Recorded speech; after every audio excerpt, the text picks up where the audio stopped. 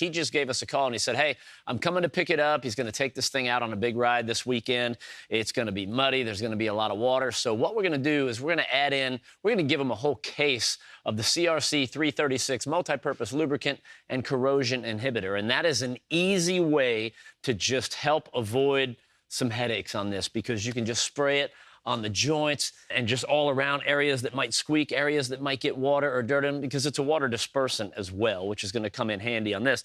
And you think about it, it's going to make life so much easier when he brings it home and he's got to clean it all off, especially if there's a lot of mud on this thing, it's just going to fall off. So you know the deal, you know the benefits of using a good lubricant, like I said, on all the joints, anywhere. Plus, actually, you can even spray it on some of the black stuff before you go out. You know, you could spray that on here and the mud just falls off of that as well. So there's a ton of different uses for this.